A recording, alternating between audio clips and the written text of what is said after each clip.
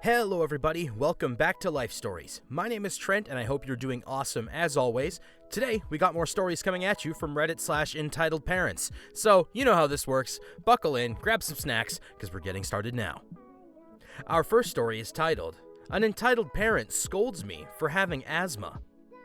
Yeah, you read that right. It's not too long of a story, and it's not super crazy like all the other ones on this subreddit, but I thought y'all would get a kick out of this one. Just a heads up, there will be spelling errors, because I'm too bored to fix them. This was about a month ago, a few weeks before this whole quarantine started. I was at Target with my parents, looking for a birthday present for one of my best friends, while my parents were looking around the food department for something or another. While yes, quarantine didn't start yet, this was when all the panic shoppers were out and swarming the food, so I kinda left them to go look for the gift. I was walking around the video games aisle to see if I could find anything cheap for him, when I felt it coming, a cough. It wasn't loud, it was just a small one, like they usually are, but it caught someone's attention, an entitled mother. Before I get into the showdown, let me first explain why I coughed. When I was little, I had really bad asthma, like so bad I couldn't even breathe. But over the past couple years, I grew out of it, or so I thought. Because starting in January, I started coughing a ton, and apparently it was the return of my asthma. From the grave it rises. "Excuse me," I heard somewhere behind me. I kept walking, assuming the voice was looking for a manager. "Excuse me," she screamed again. Behind me, as if she was Vicky Guerrero. Yeah, I made that joke last time I did a story, so what? I turned around to face this story's main antagonist. She looked like a textbook Karen. Pasty white skin, the haircut, brown sunglasses, indoors, and a generic white mom outfit. She had a little girl with her. She couldn't have been older than 10. Trying to be polite before I raised the ironic, annoyed shields. "First of all, don't call me ma'am. I'm only a few years older than you." "I'm 16. "Still, I'm young," she insisted. "Okay, Karen. Is there something you need?" "Stop being a little brat and listen to me." "Ma'am, I'm sorry. I meant that person is barely older than me. I'm listening. Also, maybe you shouldn't cuss around your daughter."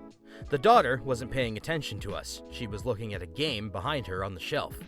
"What do you know about parenting?" she said. "Oh my god, just get to the point or leave me alone." "How dare you disrespect me?" "You've done nothing to earn it. Can we please get to the point? I have somewhere I need to be." "How dare you be here disrespecting me? You should be at home with your coronavirus." Now it was my turn to say, "Excuse me?" "I heard you coughing, boy. I said go home. I don't need you spreading your disease to my daughter."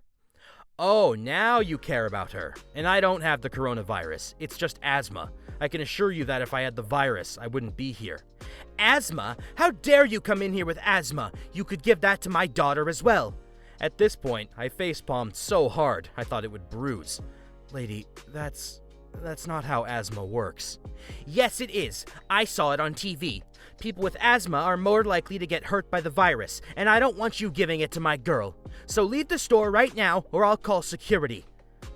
"Lady, if you truly believe all this, I feel bad for your daughter." I turned around and grabbed a $25 Xbox gift card. "You beady-eyed Donkey Kong-looking mother fifer." I laughed as I walked away. I heard her rambling about how I shouldn't be cussing in front of her daughter, calling me a filthy Mexican. We literally never talked about race, but go off, I guess. And calling me a virus spreader. I just kept laughing to myself as I walked back to my parents, who were about done with their food scavenger hunt. "What's so funny?" my mom asked. It's nothing," I said as we went to go pay for our stuff. I didn't see our Karen again, but I figured she was probably yelling at some minimum wage employee. I went to the movie theater for the party, and it went amazingly. I understand that she was just scared of the virus, which she has every right to be, but she was so ignorant and about as smart as a bowl of raisins. If you put her in a room with a bowl of raisins, and they had to both do the SATs, the raisins would finish first. Anyways, thank y'all for reading this funny little story. Stay home, stay safe, and don't be a jerk. I gotta say, stories like this are kind of a good exercise in improvising safe-for-work words on the fly. Some of y'all have sailor mouths. Granted, I kind of do too. Just not when I'm recording for you lovely people. And moving on, our next story is titled, Some People Just Can't Handle Quarantine, Huh? For some backstory, I live at home with my family, and while I'd be happy to stay inside during quarantine, they insist I have to go outside for an hour a day while maintaining social distancing. I'm pretty lazy, so what I usually do is I walk to the nearby high school, it's absolutely huge, and I climb on the roof and just sit there listening to podcasts and playing mobile games. The part of the roof I usually sit on is a little ledge overlooking the parking lot and adjacent basketball court, and it's only about a 6-foot drop onto some stairs, not even a proper roof. So today, I was sitting on the edge, listening to TAZ and playing Plague Inc., when I see a family ride in on their bikes in the parking lot. I figured they're just getting exercise in, same as me. There's 2 little kids, each young elementary school age, on little kid bikes, and mom, the entitled mom, or EM, not on a bike, watching them. Supervising, I guess. So, of course, since it's super intriguing when someone's on a roof, the little kids start pointing at me and waving, and of course, I wave back and smile. Then I look back at my phone and get back to my game. About a minute later, I hear EM shouting. I only ever have one earbud in case there's an emergency, it's a habit. I figure she's shouting at her kids, but then realize she's saying, Hey you! Hey you on the roof! I take out my remaining earbud and say, Yeah, what's up? She proceeds to tell me that I should calm down this instant, and that I'm distracting and influencing her children to do bad things, and that climbing on the roof is against the rules. She was technically right about the against the rules thing, but the school's been closed for months, and I'm not endangering anybody, except myself, kinda. But I know my way around the rooftop. So I politely explain that I'm completely capable and safe, and that her children are free to ask me any questions. She repeats her previous points, only now adding that I'm a stupid teenager and that I'm just doing this for attention. I say that the effect I may have passively affecting her young children's curiosity is not really my problem, and that she should just explain why they're too young to climb on the roof, instead of yelling at me about it.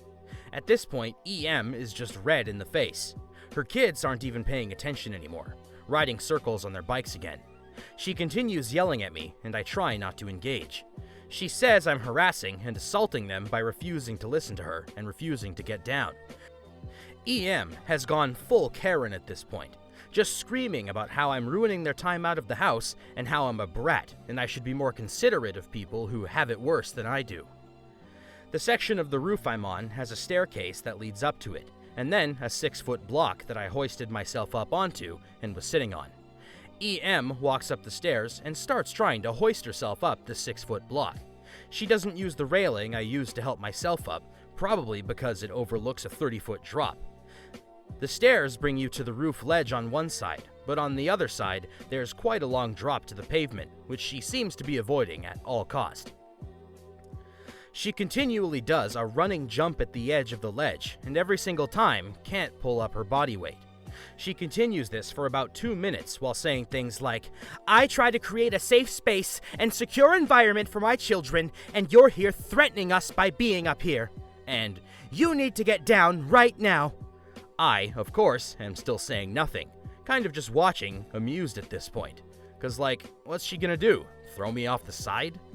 After a while, she gives up and angrily goes back to her kids, who are still riding in circles on their bikes. She turns and says she's reporting me to the police, and takes her 2 kids and leaves the parking lot.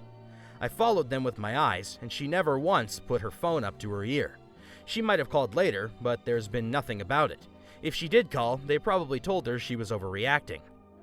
I hope so, at least, or my little rooftop social distancing sanctuary will be more ruined than it already is. Man, you climb on roofs to pass the time? When my parents forced me out, I just kinda stood and stared at the sidewalk, meaninglessly. And as it stands, we have time for one more small story. So, we're moving on to Entitled Mother Blames Me for COVID-19 Shutting Down Football Season. Important context, I'm a manager, volunteer organizer basically, of my son's under 15-year-old junior AFL, Australian Football League, here in Australia. In the last week, the AFL has informed us due to the pandemic that no junior football in our area will be played this season. As part of my role, I emailed the parents of the team to make sure they know as well. Well, today, the team's coach, great guy and a mate of mine, and I received a long, ranty email from a mother of one of the children on the team. The email went like this: Dear Mr. Coach and Mr. OP, very long paragraph about how beneficial children's sports is, followed by a long paragraph about how she is paid a fee to join the team, which she knew will be refunded in full if she'd bother to read the email, and then an extremely long paragraph about how the pandemic is not even as bad as the flu, and it's all a big overreaction. The email then concluded, Hence, for the above reasons, I believe you both should reconsider your decision or push back at those making it. I don't know what she expects, me to ring up the government and tell them to reconsider? Neither I or the coach have responded yet. Feel free to suggest a way to do so.